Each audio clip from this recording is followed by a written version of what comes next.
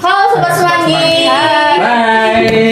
Oke, kembali lagi di Bedah Buku dari tim PT Mesin Kasir Online. Nah, di sini kali ini Vira bareng nih sama manajer-manajer atau leader-leadernya MKO. Nah, sebelum itu perkenalkan dulu, saya Vira dari tim HRGA dengan sama saya Saya Dandi, tim MKU Jakarta. depan saya. Dengan Juwita dari tim SI Project Surabaya. Ya, dengan Alif dari Technical Support MKU Surabaya Jakarta. Wih, mantap. Nah, kali ini nih khusus banget karena Bedah Bukunya sekarang bareng-bareng para leader dari project, dari tim kepuasan pelanggan juga gitu ya. Nah, pada hari ini kita mau bahas tentang self-driving, di mana menjadi driver atau jadi passengers. Nah, ini bagus banget nih, cocok banget untuk pembahasan bapak-bapak, ibu-ibu leader gitu ya.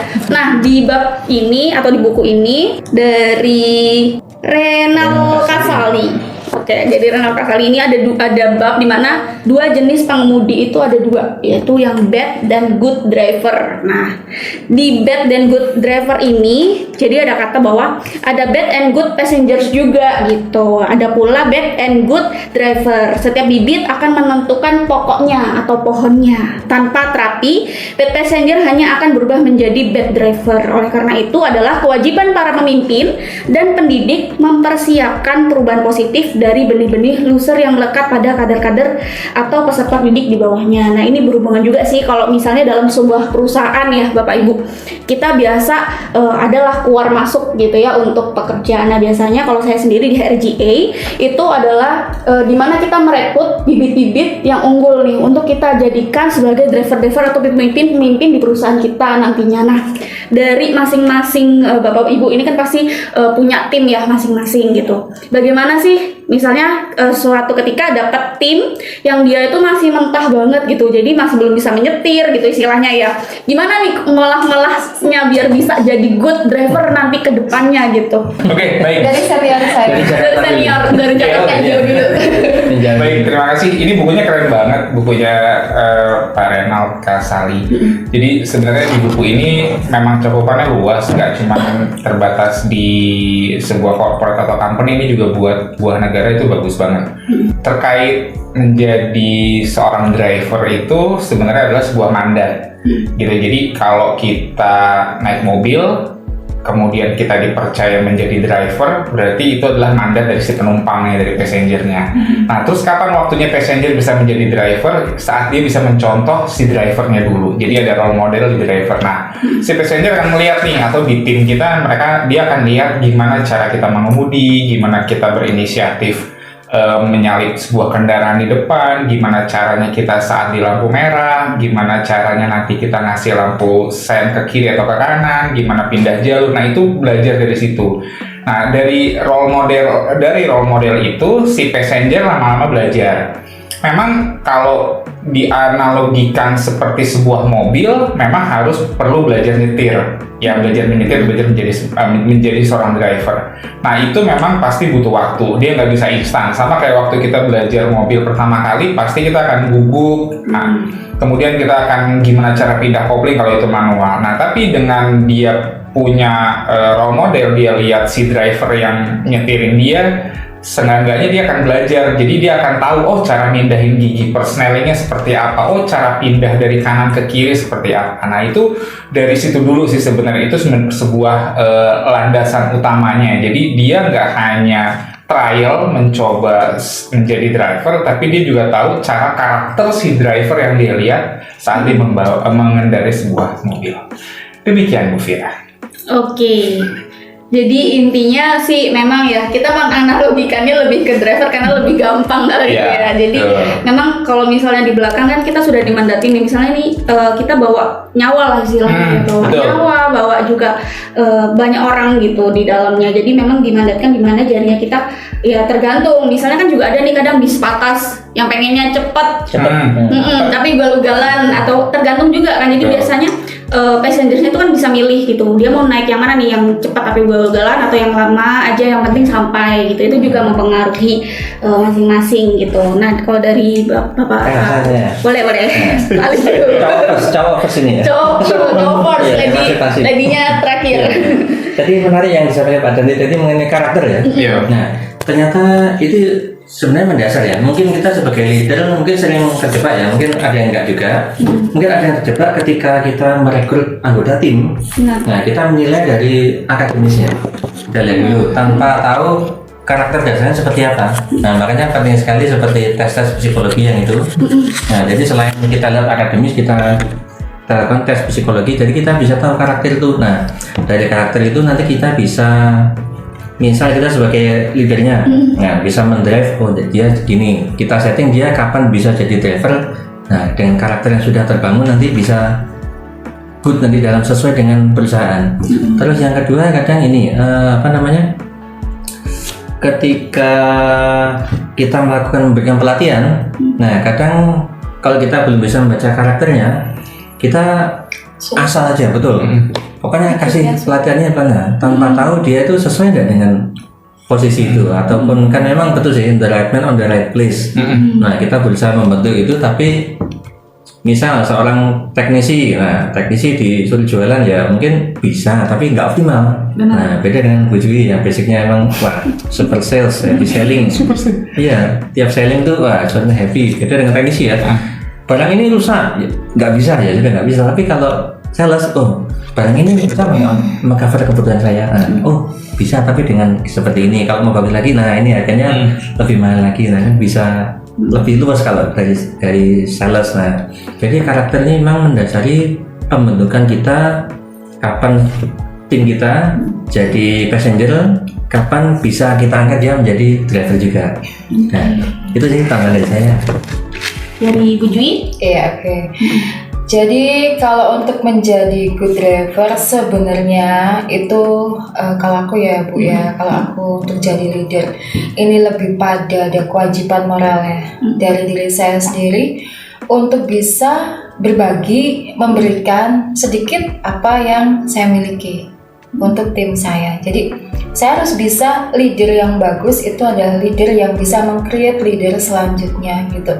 Nah di situ atas dasar kewajiban moral itu mungkin nggak enak gitu ya. Ini kok masih dini banget, diajarin komunikasi saja susah, untuk menelepon aja harus kita bikinkan draftnya gitu, apa yang mau dibicarakan. Ada yang seperti itu gitu. Nah kalau kita keki ya nggak bakal terbentuk kan ya, kan kita nggak jadi good driver lagi. Nah dari situ kita harus mau dengan segala permaafan ya, segala permakluman kita harus mau. Kan kita sudah expert nih di bidang itu untuk public speakingnya, ya kita harus mau menularkan itu ke tim kita gitu. Jadi kita ya benar yang disampaikan Pak Dendi, harus bisa jadi role model dulu gitu. Nah kita menularkannya juga kembali lagi dengan hati supaya vibrasinya ini kerasa gitu. Karena kalau pakai kekuatan pikiran aja kan kita kayak istilahnya kayak nge-pressure orang gitu loh, orang berasa nggak nyaman. Nah kalau dengan hati, dengan setulus perasaan bahwa kita yakin bahwa kamu sebenarnya bisa gitu, cuman perlu diasah. Nah kalau saya lebih ke situ sih Pak, karena kan nanti kalau orang nggak bangkit dari dalam kesadarannya sendiri tuh sulit. Di depan kita dia, iya Bu saya telepon, ini begini ya Bu, nah, dibaliknya biarin aja nggak usah ditelepon, datanya dibiarkan seperti itu. Jadi kalau kita dengan hati, dia akan lebih ada rasa tanggung jawab Bu gitu, karena kita kan juga membantu mereka untuk upgrade value-nya di situ sih kalau saya pendekatannya gitu. Mereka tahu ya, why saya melakukan ini. Iya, kamu harus punya alasan, bukan karena Bu Jui marah-marah gitu ya, tapi karena someday kamu akan value-mu akan terangkat, akan naik, kemudian kamu lebih diperhitungkan orang gitu loh. Dengan tambahan skill kamu bisa komunikasi yang bagus kayak gitu. Nah itu sih Bu, saya lebih ke sana kalau saya. Oke, benar banget sih. Memang sebenarnya tuh bukan hanya skill ya, sebenarnya juga kepribadian itu juga berpengaruh gitu Bu. Jadi orang-orang yang terlatih akan tahu menempatkan dirinya, terus kapan juga dia juga tahu kapan harus berbicara, kapan harus mendengarkan gitu. Jadi ia harus tahu kapan harus bergerak maju dan kapan harus mundur gitu. Jadi sehari-hari mungkin ada banyak banget kita nemuin orang-orang yang hebat, tapi kadang tidak berada pada tempatnya. Jadi tugas-tugas kita memang sebenarnya adalah menempatkan mereka sesuai dengan tadi kata Pak Alif, skillnya, kita harus tahu dulu skillnya apa, keahliannya apa, baru kita bisa kepribadiannya, kita baru bisa menempatkan mereka sesuai dengan masing-masing gitu ya. Dijelaskan juga di dalam buku ini bedanya bad driver dan good driver ini apa sih gitu. Jadi di dalam buku ini dijelaskan bahwa bad driver itu adalah kumpulan orang-orang yang sakit hati, agresif atau mudah tersulut kebencian, tak menentukan arah tindakannya, lebih mencari pembenaran ketimbang kebenaran, dan senang membuat alasan-alasan untuk menutupi kesalahan-kesalahan atau kesalahan-kesalahannya.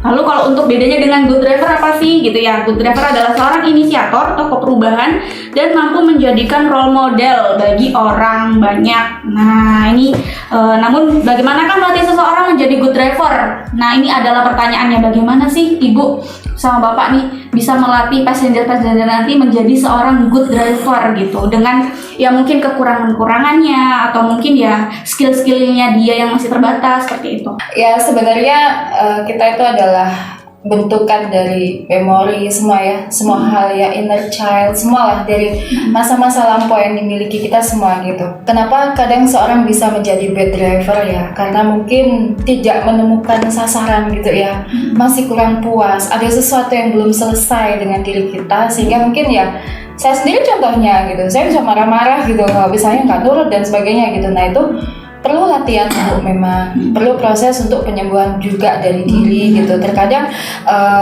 orang ini pernah kecewa atau apa, sehingga dia kalau untuk menghadapi orang itu ada rasa, wah nanti aku pas ditolak Bu gitu. Kecewanya sama mantan mungkin ya, tapi begitu maju untuk presentasi, Bu ini mau nelfon, nanti pas orangnya nggak diangkat, di reject dan sebagainya gitu. Padahal itu nomor yang sama, kalau kita yang melakukan, karena kita punya vibrasi positif tadi, kita sudah beda mindset ya, diangkat-angkat aja gitu loh, nggak ada masalah gitu loh. Nah berarti kan kita harus bantu nih passengers kita, tim kita untuk bisa upgrade seperti kita. Nah caranya itu tadi, kita beresin dulu Bu di dalamnya kita gitu, kita beresin. Jadi apa yang ada di hati sama pikiran itu benar-benar yang positif gitu. Jadi yang tadinya yang mau call ragu-ragu, mau ketemu orang sudah keringetnya ini dulu, itu tuh hilang gitu loh. Kita sembuh dulu. Kalau kita udah sembuh, kita proses itu dulu, kita sembuhkan dulu dari dalam kita segala luka baik. Kita nggak ada ngumpat-ngumpat, pun ditolak gitu, pun saya diblokir akhirnya sama IT-nya Bang apa atau Serba, habis beli 2 diblokir, mungkin kok nggak pernah lihat statusnya, tapi nggak apa-apa, itu oke gitu loh, nggak ada masalah gitu loh. Nah itu yang wajib untuk kita benahin dulu sebenarnya dari dalam diri, kita benahin dulu, kita bersihin dulu. Jadi kita benar-benar nanti yang kita keluarkan apapun itu tuh disambutnya dengan sesuatu yang positif, gitu aja sih. Jadi lebih ke penyembuhan diri. Iya, karena itu tadi semua sampah, umpatan, segala sesuatu tuh sampah Bu, sampah yang udah numpuk-numpuk sekian tahun di hati, di pikiran kita kayak gitu. Sehingga kita kadang disenggol orang, di kita udah biso, udah apa, itu sebenarnya sampah. Saya pun masih berproses untuk perbaikan seperti itu gitu. Namanya saya juga bercita-cita ya untuk jadi good driver, karena standarnya good drivernya seperti apa kan gitu. Jadi ya saya dimulai dari saya dulu gitu. Saya nggak mungkin bilang ojo ngamuk-ngamuk tapi saya masih ngamuk-ngamuk, iya kan. Jadi belajar gitu loh, belajar. Iya, penyembuhan dulu seperti itu. Jadi itu ya, ketakutan yang belum tentu terjadi ya. Bisa jadi trauma juga Bapak ya. Bisa trauma inner child dari perlakuan di keluarga, dari dibully waktu kita sekolah masa kecil dulu. Trauma masa lalu. Bawah sadar kita yang merekod gitu, sehingga kan itu jadi stimulus untuk kita bertindak yang sekarang ya. Itu yang harus kita bereskan. Ya, padahal belum tentu ya. Iya, nggak ada. Seperti itu bisa bayang-bayang dulu. Iya, seperti itu. Kadang saya ditanya, visit sudah janjian gitu, belum? Gitu. Yakin dibukain pintu ketemunya, yakin gitu, nggak apa-apa. Ketemu ya Pak ya, dibukain pintu, dipersilakan masuk, dikasih minum gitu. Karena saya sudah nggak ada afirmasinya ya, iya, jadi dalam hati saya membawa kabar baik, saya bertujuan baik, tidak menipu, saya datang dengan segala penghormatan untuk mereka, saya mengunjungi mereka, pasti saya disediakan waktu dan kita juga. Itu yang harus dibenahi tim. Jangan ada telepon, ada chat di grupnya Wismi gemetar. Aduh, nggak diangkat HP-nya, nyetir aja.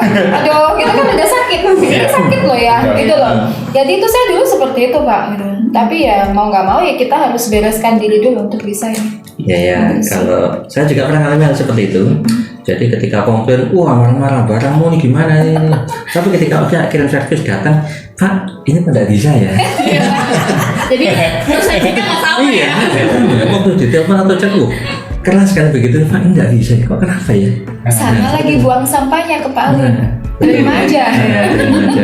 Kamu banyak sampah di sana. Dan ketemu Sob, loh, ini gak bisa kan? Wah aja. Oke Pak, ini kita bantu. Nah, jadi pokoknya nih sesuai kita ya. Just do it. Nah, lakukan dulu. Iya. Jadi ketakutan yang Iya. sebelumnya tuh belum tentu akan terjadi. Iya. Betul, kita penyembuhan dulu, Iya. healing dulu. Iya. Nah, ketika ketemu ternyata nggak semengerikan yang. Gak apa-apa Pak. Diumpat. Itu mereka lagi buang Betul. sampahnya. Iya. Iya. Iyain aja sudah.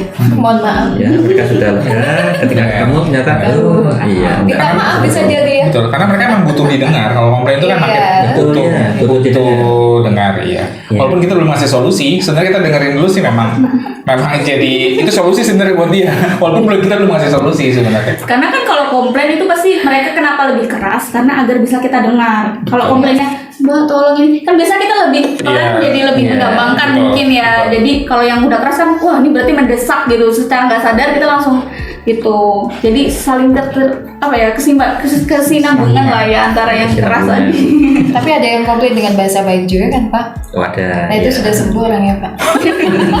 Iya, sudah baca buku ini. Pak. Ramai sudah jadi driver. Oke, ada tambahan Pak Dandi? Enggak sih, jadi tambahannya hampir sama sih kayak Bu Juwita. Jadi memang tergantung dari kitanya dulu, introspeksi dulu. Kita juga harus benahin diri kita dulu karena jangan sampai jadi backfire juga ke kita saat kita juga belum beres gitu ya. Terus kita mencoba membereskan orang lain, apalagi yang belum beres itu kelihatan sama dia yang itu halnya, wah ini kelihatan banget nih si Pak Dadi. Sebenarnya yang dia lakuin ke timnya itu adalah celahnya dia. Nah itu yang harus kita tutupin dulu sebenarnya. Jadi memang seperti itu dan pastinya memang harus berani ambil resiko. Itu yang selalu kita terapin ke tim karena ke passenger ya tadi, karena namanya jadi driver ya kita harus berani ambil resiko ditilang, resiko Jalan ditutup, jangan muter. ditutup. Nah itu resiko semua dalam kehidupan nyata seperti itu. Nah itu yang kadang-kadang di tim yang masih tadi yang kayak Bu Juwita bilang, jadi gemeteran lah, ada komplain langsung. Nah itu kan berarti sebenarnya dia nggak mau ngambil resiko itu, dia maunya semua dengan berjalan lancar gitu ya, nggak ada komplain, Jalan jualan terus, banyak, terus, iya ya. itu nggak ada lah, gitu dari saya. Oke, iya sih bener banget bahwa di sini sebutin juga sih sebenarnya kalau untuk menjadi good driver itu sebenarnya jalannya panjang banget. Kita pun atau yang sudah jadi driver pun pasti betul. terus berkembang Betul. gitu. Harus lebih ahli lagi Iya. agar mampu menghasilkan lebih banyak lagi driver yang good gitu. Jadi itu motivasinya. tentu saja kita perlu membekali mereka dengan aneka kompetensi agar mampu mengembalikan atau mengambil keputusan-keputusan strategis dengan cepat. Nah, hal itu juga butuh banget banyak pembekalan yang harus diberikan. Nah, salah satunya seperti itu tadi yang sudah dijelaskan oleh Bapak Ibu di sini gitu ya. Jadi ini ada satu kutipan juga di buku ini dari Eleanor Roosevelt bahwa setiap langkah yang kita ambil mengajarkan kita sesuatu yang membuat kita melupakan segala ancaman dan resiko yang ada. Jadi memang segala yang kita ambil, langkah yang kita ambil itu banyak banget ancaman dan resikonya. Tapi kalau kita nggak langkah-langkah, nggak maju-maju, kita nggak tahu apa yang kita hadapi. Nggak nyampe. Gitu. Nggak nyampe gitu ya, nggak nyampe dia aja di jalan gitu.